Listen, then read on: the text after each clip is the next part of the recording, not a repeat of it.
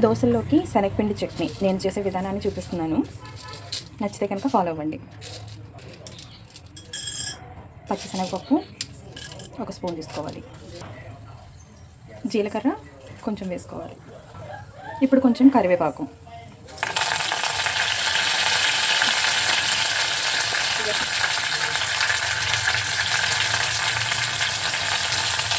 చిన్న అల్లం ముక్క, పచ్చిమిర్చి మిక్సీ గ్రైండ్ చేసుకుని 2 స్పూన్స్ శనగపిండి నీళ్ళలో కలుపుకుని పక్కన పెట్టుకోవాలి. ఒక ఎండుమిరపకాయ కూడా వేసుకోవాలి.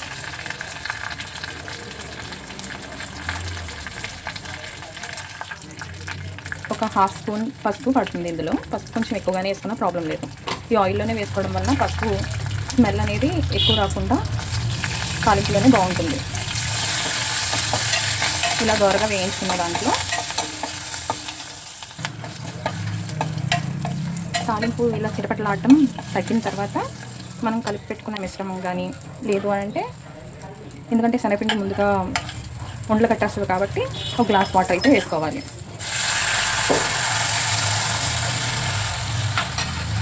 ఇది మరిగేంత వరకు ఉంచి అప్పుడు మనం కలిపిపెట్టిన మిశ్రమాన్ని ఇందులో యాడ్ చేసుకోవాలి. ఇది మరగడం కోసం ఇప్పుడు హై ఫ్లేమ్లో అనేది పెట్టుకోవాలి. ఈ వాటర్లో 1 స్పూన్ సాల్ట్ అయితే వేసుకోవాలి. ఇలా మరుగుతున్న దాంట్లో కలుపుకున్న మిశ్రమం అల్లం చిన్న ముక్క, 2 పచ్చిమిర్చి, తగినంత శనగపిండి తీసుకుని మిక్స్ చేసుకుని ఇందులో వేసి ఉండలు కట్టకుండా శనగపిండిని కలుపుకుంటూ ఉండాలి. ఎందుకంటే హై ఫ్లేమ్లో పెట్టుకున్నాం కాబట్టి ఇది ఉండలు అయితే పడుతుంది. ఒకవేళ ఇంకా కావాలనుకుంటే వాటర్ మనం చూసుకుని వేసుకుంటూ ఉండొచ్చు. అండ్ లాస్ట్లో కొంచెం రుచికి సరిపడిందా లేదా అని సాల్ట్ అనేది వేసుకోవాలి, చెక్ చేసుకుని. ఇలా వాటర్ యాడ్ చేసుకుంటూ తిప్పడం అయితే మాత్రం ఆపకూడదు, ఎందుకంటే శనగపిండి ఉండలు కట్టేస్తుంది. హై ఫ్లేమ్లోనే ఉంది.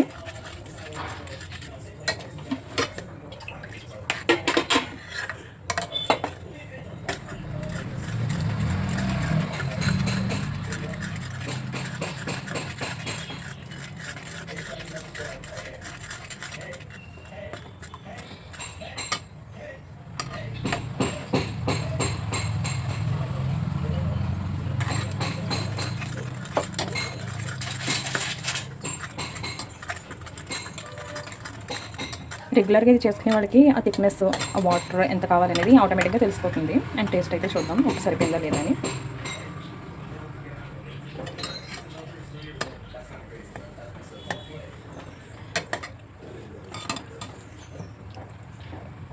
పర్ఫెక్ట్గా అయితే సరిపోయింది.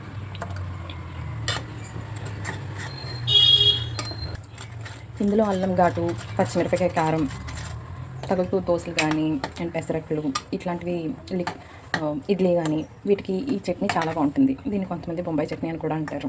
ఇందులో ఉల్లిపాయలు వేసుకుంటే పూరీ కూర కూడా అవుతుంది, కానీ ఇందులో మనం ఆనియన్స్ అనేవి యాడ్ చేయలేదు. ఈ విధంగా బబుల్స్ వస్తాయి కదా, ఇలా వస్తే అయిపోయినట్టే. సో స్టవ్ ఆఫ్ చేసుకుని దించేసుకోవచ్చు. నా కుకింగ్ స్టైల్ మీకు నచ్చితే కనుక ఫాలో చేయడం మర్చిపోవద్దు. Like, share, subscribe. Bye friends, thank you.